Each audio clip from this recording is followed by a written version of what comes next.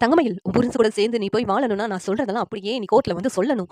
அப்படி சொன்னா தான், அவங்க தண்டனைக்கு பயந்து உன்ன அந்த வீட்டுக்குள்ள சேர்த்துக்குவாங்க அப்படின்ட்டு தங்கமயிலோட அம்மா தங்கமயில பிரைன் வாஷ் பண்றாங்க. கோமதிக்கு உடம்பு சரியில்லாதத பார்த்த சரவணன், எதுக்காக எங்க அம்மாவும், எங்க அப்பா, என் தம்பிங்கலாம் இங்கேருந்து கஷ்டப்படணும்? அவங்க எல்லாத்தையும் விட்டுருங்க. எல்லா தண்டனையும் எனக்கே குடுத்துருங்க. நான் தானே தப்பு பண்ணேன். எனக்கே தண்டனை குடுங்க அப்படின்ட்டு சரவணன் வந்து அழுதுகிட்டே இருக்கிறாங்க. உடனே போலீஸ் இருந்துகிட்டு, எதுவா இருந்தாலும் கோர்ட்ல போய் பார்த்துக்கலாம் அப்படின்னு சொல்லிட்டு சொன்னதும், சரவணன அவங்க அப்பா எல்லாரும் கண்ட்ரோல் பண்றாங்க. இன்னொரு பக்கம் முத்துவேலும், சக்திவேலும் அவங்க அம்மா கிட்ட, "அம்மா நாங்க இங்க கோர்ட்டுக்கு போயிட்டு வரோம்மா. நீங்க இந்த பிள்ளைங்கள்லாம் பார்த்துக்கோங்க" அப்படிங்கிறாங்க. உடனேவும் மீனாவும், ராஜி, அரசி நாங்க வரோம்ன்னு சொல்றாங்க. "இல்லம்மா, நீங்க இங்க இருங்கம்மா. நாங்க போயிட்டு வரோம்" அப்படின்னு சொல்லிட்டு முத்துவேலும், சக்திவேலும் கிளம்புறாங்க. உடனேவும் முத்துவேல், சக்திவேல் அம்மா இருந்துகிட்டு, "இங்க பாருங்கய்யா, எப்படியாவது கோமதியும், கோமதி வீட்டுக்காரரையும், பேர பிள்ளைங்களையும் வெளியில எடுத்துருங்கய்யா" அப்படிங்கிறாங்க. "நீ கவலைப்படாத அத்தா. நாங்க எல்லாத்தையும் பார்த்துக்குறோம்" அப்படின்ட்டு முத்துவேல், சக்திவேல், குமார் ஆறுதல் சொல்லிட்டு கோர்ட்டுக்கு கிளம்பி போறாங்க. கோர்ட்டுக்கு தங்கமயில் குடும்பமும் வந்து நிக்குது. தங்கமயில் ஒரு பக்கம் அழுதுகிட்டு இருக்காங்க. "நீ சொன்னதெல்லாம் நான் சொல்லியே ஆகணுமா?" அப்படின்ட்டு. "ஆமாண்டி, அப்பதான் உன் புருஷன் கூட சேர்ந்து வாழ முடியும்" அப்படின்ட்டு தங்கமயில் பிரைன் வாஷ் பண்ணிக்கிட்டு இருக்காங்க அவங்க அம்மா. இன்னொரு பக்கம் வந்து ஜட்ஜும் வந்துடுறாங்க. ஜட்ஜ் வந்துட்டு, "என்ன பிரச்சனை? சொல்லுங்க" அப்படின்னு கேட்குறாங்க. உடனேவும் தங்கமயில் தரப்பு லாயர் இருந்துகிட்டு, "என்னுடைய கட்சிக்காரர இந்த பாண்டியனும், பாண்டியன் குடும்பத்தில உள்ளவங்க எல்லாருமே வந்து ரொம்ப கொடுமைப்படுத்தி வீட்ட விட்டு அனுப்பியிருக்காங்க. அதுக்கு நியாயம் கிடைக்கணும். அதுக்காக தான் இந்த கம்ப்ளைண்ட் குடுத்துருக்காங்க" அப்படின்னு சொல்லிட்டு சொல்றாங்க. உடனேவும் என்ன "அதுக்கு ஏதாவது ஆதாரம் நீங்க வச்சிருக்கீங்களா?" அப்படின்னு சொல்லிட்டு ஜட்ஜ் கேட்குறாங்க. உடனேவும் அந்த தங்கமயில வீட்ட விட்டு வெளிய தள்ளி விட்டாங்களே, அந்த ஆதாரத்த வந்து காமிக்கிறாங்க தங்கமயில் தரப்பு லாயர். உடனேவும் "இத வச்சு நம்ம ஒரு முடிவு எடுக்க முடியாது. அவங்கள கொடுமைப்படுத்துறதுக்காக யாராவது சாட்சி சொல்றதுக்கு இருக்காங்களா?" அப்படின்னு சொல்லிட்டு கேட்குறாங்க. உடனேவும் தங்கமயில், "அம்மா நான் இருக்கேன். என் பொண்ண என் முன்னாடியேவும் அடிச்சு விரட்டி வெளிய பத்தி விட்டுட்டாங்க. அத நான் கண்ணால பார்த்தேன். அந்த வீட்ல ஒரு அடிமை மாதிரி தான் என் பொண்ணு வாழ்ந்துகிட்டு இருக்குது. மாப்பிள்ளையும் கொடுமைப்படுத்துறாரு. அவங்க வீட்ல உள்ளவங்களும் கொடுமைப்படுத்துறாங்க. வரதட்சணை கேட்டு கொடுமைப்படுத்துறாங்க. எவ்வளவுதான் என் பொண்ணுக்கு நான் குடுக்குறது?" அப்படின்ட்டு தங்கமயிலோட அம்மா ஒரு பக்கம் வந்து சொல்லி அழுதுகிட்டு இருக்காங்க. எங்களுக்கு நியாயம் கிடைச்சே ஆகணும்னு சொல்லிட்டு. உடனே பாண்டியன் தரப்புல ஆயிரம் இருந்துட்டு, "இவங்க சொல்றதெல்லாம் பொய். இவங்க பண்ண தப்ப மறைக்கிறதுக்காக இப்படியெல்லாம் பண்ணிக்கிட்டு இருக்காங்க" அப்படின்ட்டு பாண்டியன் தரப்புல ஆயர் சொல்றாங்க. "என்ன பொய் சொன்னாங்கன்னு சொல்றீங்க?" அப்படின்னு கேட்கும்போது, "இவங்க இருக்காங்களே, இவங்க பொண்ணோட வயச மறைச்சு, அதுவும் இல்லாம இவங்க பொண்ணு படிப்பையும் மறைச்சு இவங்க வந்து சரவணனுக்கு கல்யாணம் பண்ணி குடுத்துருக்காங்க. இந்த உண்மை சரவணன் குடும்பத்துக்கு தெரிஞ்சதும் அவங்களால ஏத்துக்க முடியாம, அவங்க வீட்ட விட்டு அனுப்பியிருக்காங்க. மத்தபடி என் தரப்புல உள்ளவங்க ரொம்ப நல்லவங்க. அவங்க வந்து யாரையும் கொடுமைப்படுத்தல" அப்படின்னு சொல்லிட்டு சொல்றாங்க. "அதுக்கு உங்ககிட்ட ஆதாரம் இருக்கா?" அப்படின்னு சொல்லி வந்து ஜட்ஜ் கேட்குறாங்க. போலீஸே விசாரிச்சாங்களே! பக்கத்து வீட்ல உள்ளவங்க எல்லாத்தையும் விசாரிச்சாங்கல்ல. எல்லாரும் வந்து பாண்டியன் குடும்பத்த பத்தி நல்ல விதமா தான் சொல்லியிருக்காங்க. அதுக்கான ஆதாரம் இங்க தான் இருக்கு. உங்ககிட்டயே காமிக்கிறேன் அப்படின்னு சொல்லிட்டு அதெல்லாம் காமிக்கிறாங்க. ஆமா, அக்கம் பக்கத்துல உள்ள எல்லாருமே நல்ல விதமா தான் அந்த குடும்பத்த பத்தி சொல்லியிருக்காங்க. அதுவும் இல்லாம இத்தன வருஷமா அந்த கோமதி இருக்காங்களே, அவங்க அண்ணனுங்க 2 பேரும் உங்க குடும்பத்துல பேச்சு தரப்பே இல்ல. அப்படி பேச்சுவார்த்தை இல்லாத போதேவும் அவங்க எதிரியா தான் இருந்தாங்க. அவங்களுக்கு ஒண்ணுன்னு சொன்னதும், அவங்க மேல எந்த தப்பும் இல்ல. அவங்க நல்லவங்கன்னு சொல்லிட்டு அவங்களே சாட்சி சொல்ல வந்திருக்காங்க யுவர் ஆனர் அப்படின்னு சொல்லிட்டு பாண்டியன் தரப்பு வக்கீல் சொல்றாங்க. உடனேவும் இங்க வந்து ரொம்ப சந்தோஷப்பட்டுக்கிட்டு இருக்காங்க தங்கமயிலோட அம்மா. அவங்க எப்படி வந்து உண்மைய சொல்லுவாங்க? கண்டிப்பா அவங்க எதிரா தான் சொல்லுவாங்க அப்படிங்கிறாங்க. முத்துவேல கூப்பிடுறாங்க. முத்துவேல், என் தங்கச்சி குடும்பத்துல உள்ளவங்க யாரும் இப்படி கொடுமைப்படுத்துற அளவுக்கு ரொம்ப மோசமானவங்க கிடையாதுன்னு சொல்லிட்டு சாட்சி சொல்றாரு. உடனேவும் அத கேட்டு தங்கமயிலோட அம்மா ஷாக் ஆகுறாங்க. என்னய்யா பொசுக்குன்னு இப்படி மாறிட்டாய்ங்க?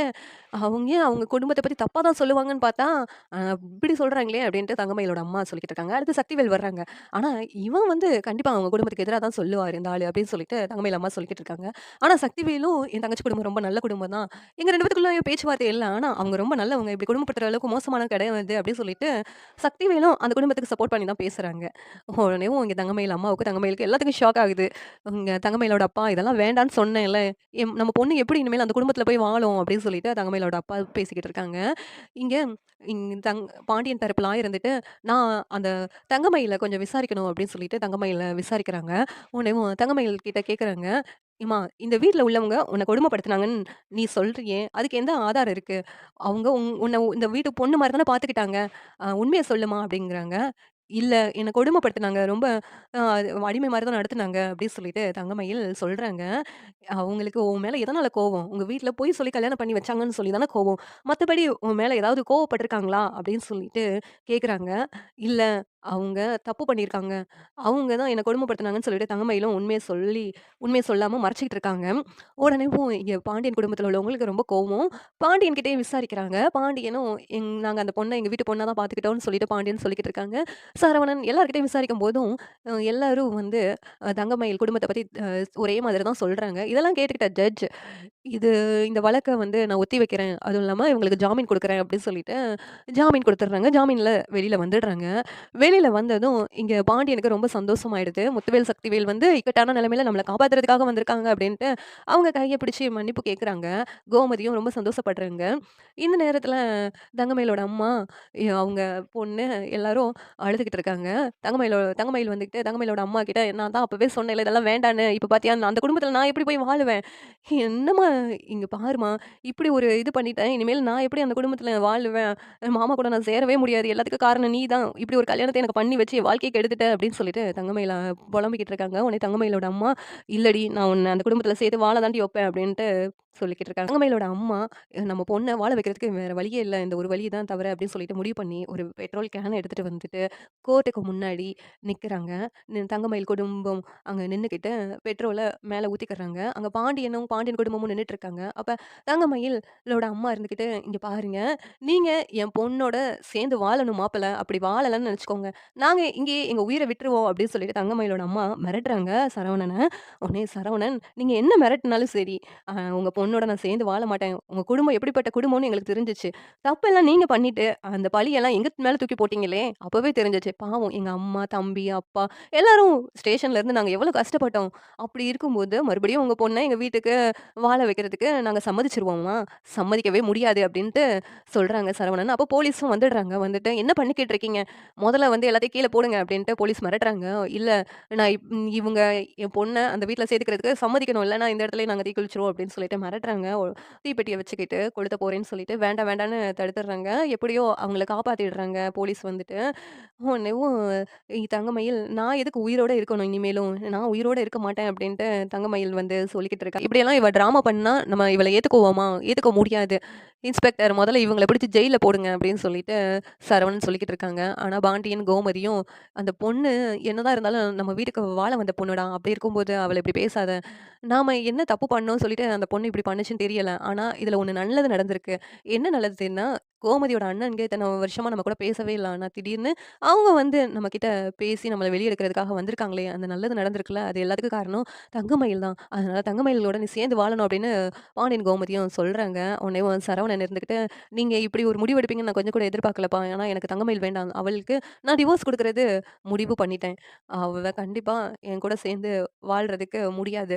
அவள நம்ம வீட்டுக்கு கூட்டு போ மாட்டேன்." அப்படின்னு சொல்லிட்டு சரவணன் சொல்லிக்கிட்டு இருக்காங்க. செந்திலும், கதிரும், "ஆமா, அண்ணன் எடுத்தது தான் சரியான முடிவு. இவ்வளவு மோசமா இருக்காங்களே! நாளைக்கு என்னனாலும் பண்றதுக்கு தயாரா தான் இருப்பாங்க. அப்படிப்பட்டவங்க கூட நம்ம எதுக்கு சம்மந்தம் வச்சுக்கிடணும்? அதெல்லாம் வேண்டாம். அண்ணனுக்கு வேற நல்ல பொண்ணா பார்த்து கல்யாணம் முடிக்கலாம்னு" சொல்லிட்டு செந்தில் சொல்லிக்கிட்டு இருக்காங்க. உடனேவும் சரி எல்லாத்தையும் வீட்ல போய் பேசலாம்னு சொல்லிட்டு எல்லாரும் கிளம்புறாங்க. இங்க தங்கமயிலோ அழுதுகிட்டே நின்னுட்டு இருக்காங்க. ஒரு பக்கம் முத்துவேல், சக்திவேலையும் பார்த்துட்டு பாண்டியனும், கோமதியும், "நீங்களும் எங்க வீட்டுக்கு வாங்க" அப்படின்னு கூப்பிடுறாங்க. "இல்ல, இல்ல. நீங்க ஒரு இக்கட்டான நிலைமையில இருக்கும்போது நான் பார்த்துக்கிட்டு சும்மா இருக்க முடியாதுல்ல. அதனால தான் உங்கள வெளிய எடுக்கறதுக்கு வந்தேன். மறுபடியும் உங்க கூட பேசுறதுக்காக வரல." அப்படின்ட்டு முத்துவேல், சக்திவேல் கிளம்பிடுறாங்க. ஆனாலும் பாண்டியன், கோமதிக்கும் உள்ளுக்குள்ள ஒரு சந்தோஷம். நம்ம ஒரு இக்கட்டான நிலைமையில இருக்கும்போது அவங்க வந்து கூப்பிட்டு இப்படியெல்லாம் பண்ணியிருக்காங்கன்னு சொல்லிட்டு. இந்த சீரியல் எப்படி இருந்தா நல்லாருக்கும்னு நீங்க நினைக்கிறீங்கன்னு கமெண்ட் பண்ணுங்க. இந்த வீடியோ பிடிச்சிருந்தா லைக் பண்ணுங்க, ஷேர் பண்ணுங்க, சப்ஸ்கிரைப் பண்ணுங்க. Thank you.